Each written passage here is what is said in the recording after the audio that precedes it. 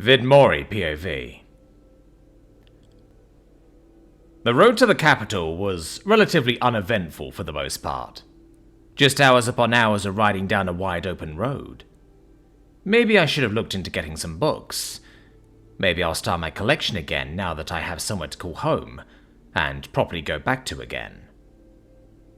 Regardless, I ended up getting bored enough that I went riding with Lugosi, and decided to scout around with him as the carriages kept rolling along the road. There still wasn't all too much to see, but the act of actually riding around did at least keep me mentally occupied enough that it was enough for me to pass the time for the most part. I'm just dreading the fact that this trip will likely take another 5 or 6 days, depending on whatever happens between here and there.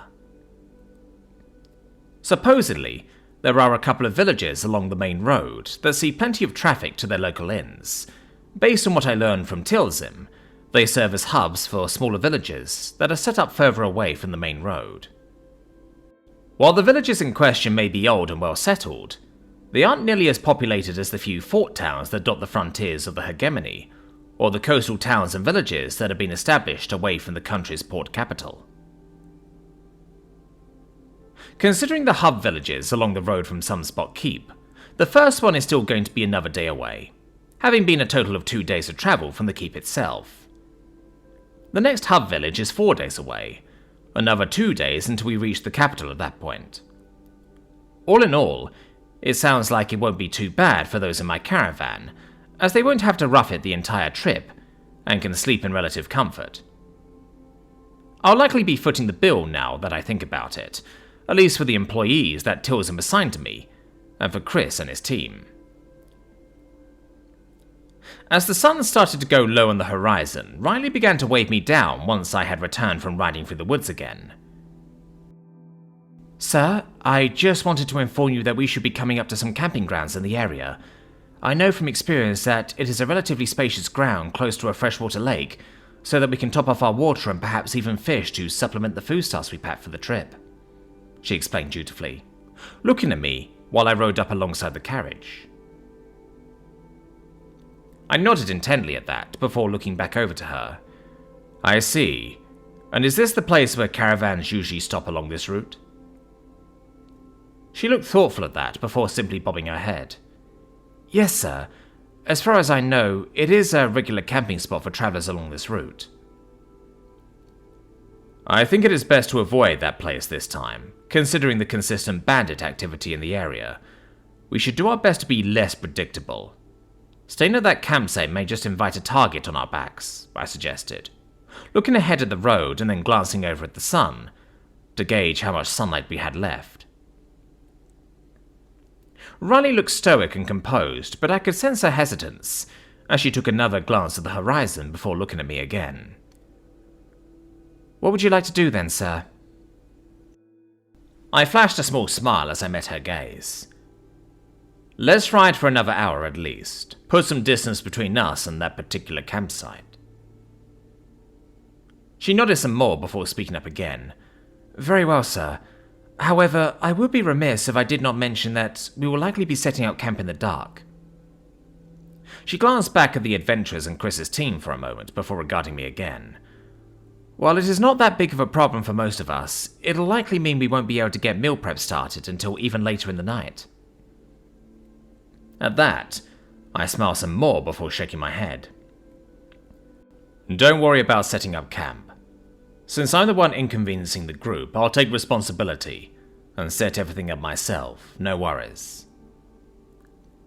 I could tell even though I said no worries, she still felt that there was plenty to worry about, as she simply settled in for the slightly longer trip than anticipated.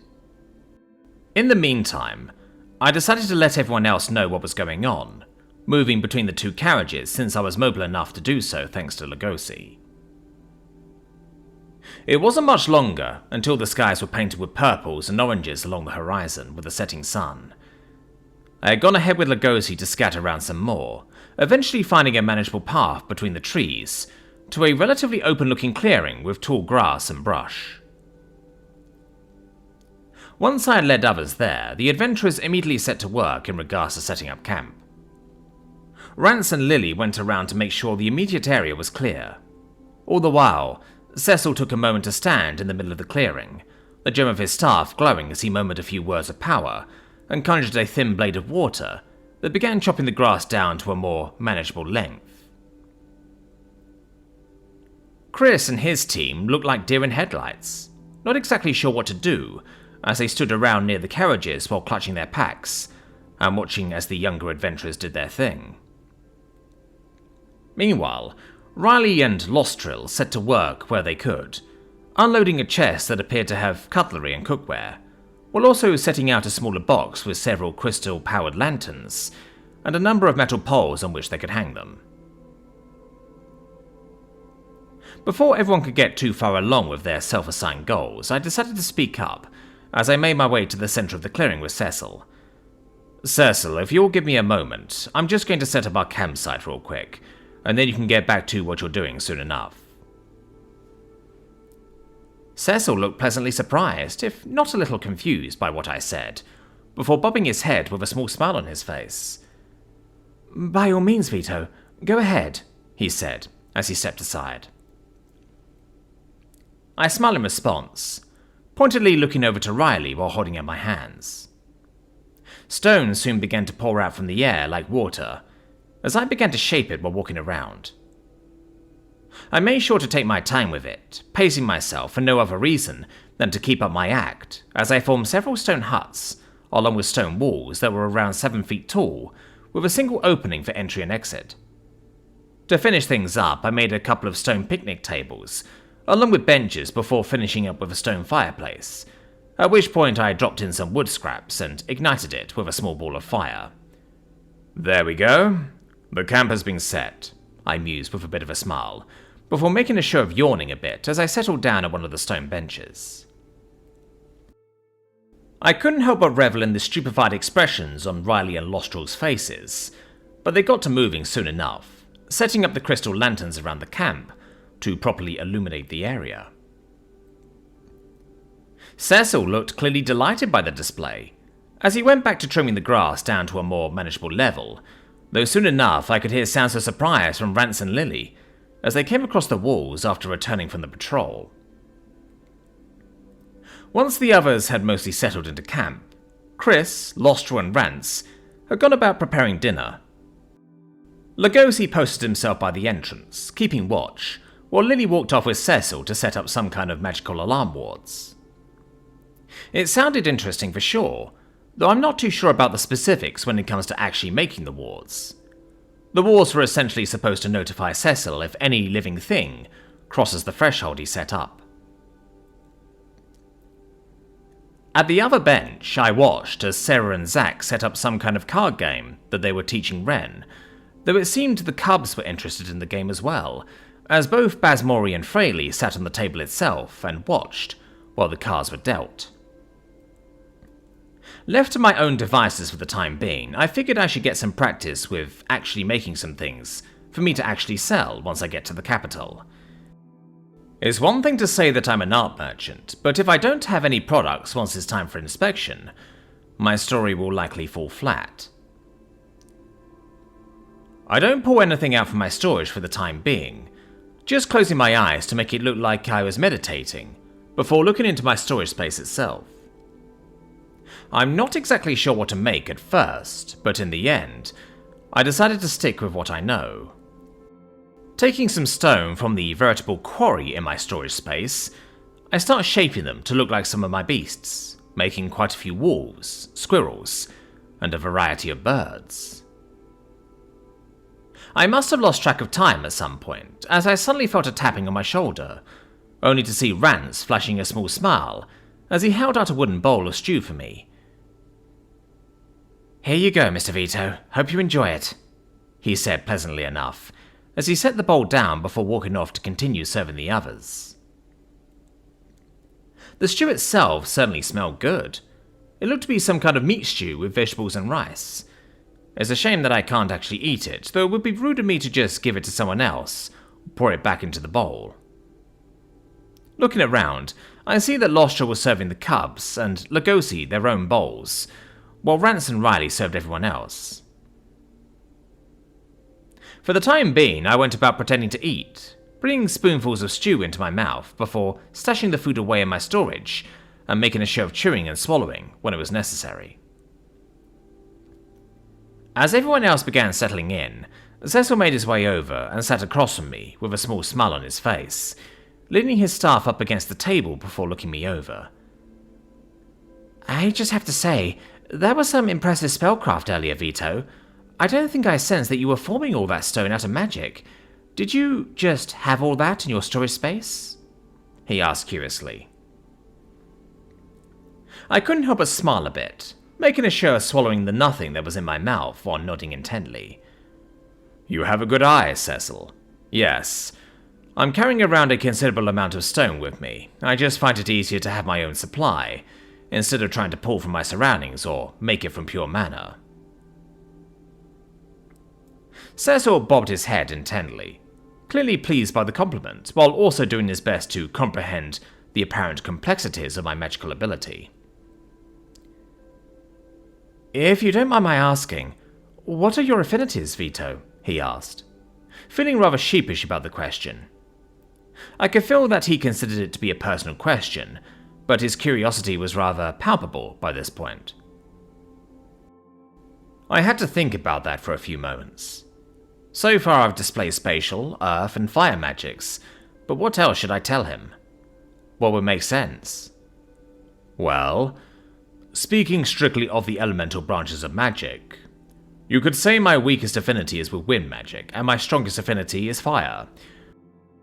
My mentor often told me I was akin to a dragon, in regards to my ties with fire, I explained with a bit of a smile, conjuring a small flame in my palm, before making it slowly swirl around my hand. Cecil nodded intently, watching the ball of fire swirl around my hand for a moment before looking at me once more. "If it's not too presumptuous, Vito, can you tell me just how strong you are? How old you are as well?"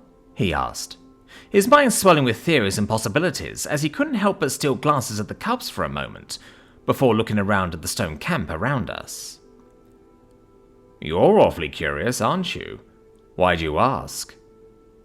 I couldn't help but wonder what he was trying to get at, if this was just idle curiosities, or if he had some other intentions. Cecil looked fairly sheepish as he scratched his cheek thoughtfully. "Well, it's not like I've met many powerful mages such as you outside of the elders of the academy. It's often through both age and experience that most mages get to the level of strength that you seem to be at. I mean, not even considering that I haven't heard you chanting any spells or using any magic circles. The mere fact that you were able to make something like this, it's..." He lowered his voice a little as he leaned forward, his left hand now holding the staff in question as he regarded it. "Well, I haven't heard of many academy elders being credited with making a divinely blessed artifact, let alone with seemingly random materials they had on hand." I couldn't help but smile some more, dispelling the ball of fire as I leaned forward on my only arm. "Well, I'm not really sure how old I am. I lost track after a few decades where I grew up, though I'm still somewhere between my late 40s to 60s if I had to give my best guess," I explained, before sitting up again. "As for how strong I am, well, I have 3 rings, so that should be enough for you to know," I mused, doing my best to seem casual despite the smile on my face. To say that Cecil looked shocked was an understatement, his eyes wide as I could feel him doubting his very ears. He wasn't even sure what he wanted to say or what to address first, and needed more than a moment before he finally spoke up. "Wait, what? Truly?"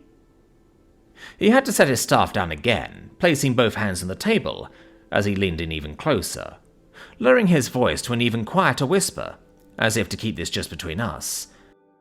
"But you look so young. How old were you when you fully condensed your second mana ring?" Now that was an interesting little tidbit.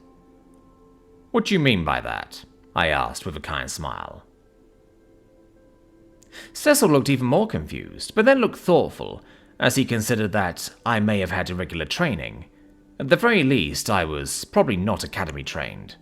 "Well, Vito, when you fully condense your second mana ring, as in, you develop it to its limit, and can start working towards etching a third ring, your body's aging process slows down. Of course, with good medicines and special kinds of treatments, older mages can help themselves look younger, since usually most mages don't reach the limit of their second mana ring until the late 50s to 60s. He then looked me over, disbelief still plain in his eyes. You? Well, by the gods, you look like you achieved that stage in your 30s. To say that is amazing is an understatement. He then tilted his head to the side as he stroked his chin. Aside from that, you've already achieved what is considered to be the pinnacle of power for the short-lived races at such a young age.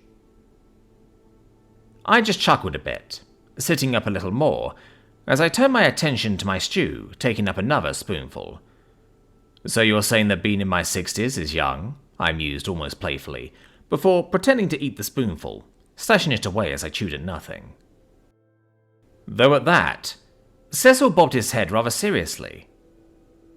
I know of Academy professors who are in their late 90s, looking like they're in their 50s to 60s, though at the stage you're in, Vito, well, you have a long life still ahead of you, for a human that is, he explained, and I could feel he was trying to do his best to make sure I understood that fact. However, it then looked like he had a bit of a realization for himself, an expression of awe and perhaps even jealousy on his face. You'll likely even outlive me. By the gods, you're not just an eccentric, you're a young eccentric. I smiled a bit, especially since the young mage really had no idea just how right he likely was. But there was no point in beating himself up due to a difference in circumstances. I set down my spoon before reaching across the table and gently patting Cecil's shoulder. No need to look so down. You're still very young, and you have great potential, especially now that you have better equipment, I mentioned as I pointed to the staff. Besides, I'm sure it won't be long until you're completing your second ring and then some. Cecil did perk up at that, smiling some more as he bobbed his head and returned to his own stew. After a brief moment of silence settled between us, Chris had made his approach, coming over with Ren holding his hand. I could tell he was still rather anxious about being around me, though when it came to his sister, I could tell that not even the threat of pain or even death would stop him from doing whatever needed to be done for her sake. So, with a brave face, he gently tapped my shoulder as I turned to regard him with a small smile. Yes? What is it, Chris? He stiffened slightly, his tail curling close behind himself as he met my gaze. I can see the anxiety plain in his eyes, yet he stiffened his nerves. This morning, you said you would see what you could do for Ren tonight. Well, it's tonight now, he said more firmly before his side was elbowed by Ren as he piped up again. So, if you could please look her over now. I bobbed my head intently as I looked at Ren, a small smile still on my face. I could tell that Chris had long since explained the circumstances of our agreement, though he likely didn't tell her everything he knew. At the very least, she seemed to have a healthy wariness of me now, that she knows that her brother sees me as the real deal, instead of some nobody art merchant. Sure, let's head into one of the stone huts so we can talk. At that, Chris nodded intently, waiting for me to stand while I excused myself with Cecil. Leading the siblings, I walked into one of the huts before sitting on the ground, watching as the duo took a moment to figure out how to situate themselves, until they opted to also just sit on the ground. Alright, Ren. If you could please sit in front of me and give me your back, I'll use my magic to see what I can do. Ren hesitated for a moment, but then scooted over as she gave me her back. I could feel her unease practically radiating off of her, and I could tell she was more worried for Chris than herself, just wondering what I'll say to make her brother owe me for her sake. For now, I just focused on the moment, reaching out and placing my hand on her back as I started to slowly run my mana through her body, like I had done with the Crucible Master, practically scanning her body, doing my best to see what exactly was wrong with her, and well, it's a number of symptoms. Was she often sick as a child? I asked as I glanced over to Chris. Chris looked a little surprised by the question, but soon nodded his head as he considered the question. Yeah, she was often sick as an infant and while growing up, though she's gotten better in the last few years. I made sure of it, he explained, with a bit of a smile at the end, feeling rather proud of her development. How about your mother? Was she sickly when she gave birth? I asked, though I regretted it the moment the worst came out. Given their situation, it's not hard to guess what happened that made him have to step up so early in his life. I could see Chris stiffen a little, and even Ren grew more somber, as her ears sagged at the question. Yes, she became especially ill in the weeks leading up to Ren's birth. She survived giving birth to Ren, but she died within the month. With the absence of a father figure in their life, I could only guess that in the following years, the bastard just up and removed himself from the situation, but I'm not going to ask that question since that wasn't relevant here and now. Simply bobbing my head at his words, I pulled my hand away from Ren's back and scooted away. Well, Chris, your hard work over the years kept Ren from death's door. The long answer is that if you keep making sure she eats well, and continue getting those supplements you've likely been buying for her, she'll eventually be able to live a stable life. Chris initially perked up at the start, though looked a little confused, as his ear flicked while he glanced between me and her before piping up. Okay, but you said you could cure her, right? I tilted my head side to side, as I had to consider what I could do, and I did have an answer. Well, the problem fundamentally stems from her development while growing up. Between your mother being unwell for what sounds like a majority of her pregnancy with Ren, and the fact that Ren didn't get to properly grow up on her mother's milk, her body is just weak outright. Like I said, good nutrition and a steady dose of the proper supplements will help in the long term for sure, but she'll always be behind others of her age. I then looked at Ren again for a moment before looking at Chris again. But that's just the slow and mundane method. If you want to really help her, she'll need to ignite a mana heart. Based on the general benefits of having a mana heart, she should see considerable improvements in her overall health and constitution, and be able to live at the level of other kids her age, and maybe become even stronger with proper meditation, exercise, and a continued healthy diet. Chris's eyes widened at that as he regarded Ren, and already I could sense him considering just how much coin he'd need to start gathering the things he's only heard of that help mages and adventurers become stronger by leaps and bounds. Okay, thank you for this. I'll see what I can do once we reach the capital, he said with sincere appreciation, as he resolved himself already. Ren seemed to recognize the look in her brother's eyes, and only grew more worried as she looked at me again. Isn't there anything you can do right now? Someone as powerful as you could at least do something to help. Chris just shook his head at that. Ren, you shouldn't bother Boss Vita with that. He's already done more than all the other healers that have seen you over the years. Not even 2 minutes and he knew that our mother was sick by just looking at you.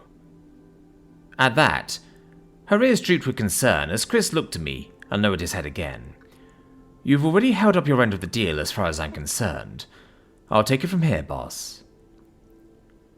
Ren looked at me pleadingly still, and I couldn't help but pipe up as I met Chris's gaze again. Well, there is actually something I can do in particular, thanks to being trained by elves in the ways of magic. That was a lie, of course. It was because of my dungeon magic, but I have a feeling elves are mysterious enough for that to be believable. Chris and Ren shared a look, and I could tell they were curious as to what I had to say, though Ren just listened intently, as she relied on her brother to lead the conversation again. And what would that be? Looking at Chris again, I held out my hand and conjured a ball of green light. It's just a light, but it's to help sell the moment. Form a bond with me. I'll share a portion of my mana and help her form a mana heart. I was actually going to offer this to you and your team from the outset, to help you help me with the job I actually hired you for. Chris looked momentarily taken aback by the idea, though I could sense Ren's palpable curiosity as she gazed into the ball of light before looking up into my eyes. Are you some kind of fiend or fae? At that, I couldn't help but chuckle softly before shaking my head a bit. I'm neither, though at the very least I used to be human, I offered with a kind smile. What would this bond entail? Will it make me into some kind of slave or servant? He asked, though despite his question, I could already sense that he was seriously considering the offer already. No, of course not. This is essentially a familial thing, as far as I've seen so far. You agree to enter into my service, and I give you power to protect yourself and others, keep you from death, or even bring you back to life. It's basically what I did with Lugosi, Basmori, and Fraley. Now that I think about it, the only thing I really get back from this whole deal is mana if they kill or get killed. I wonder if there's more to this whole bond than what I know.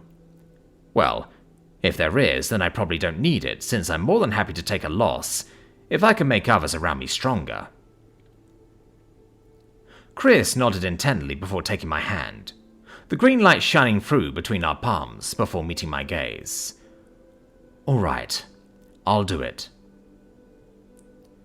I flashed a bit of a smile at his determination before gripping his hand with a firm shake. Sure, let's get started.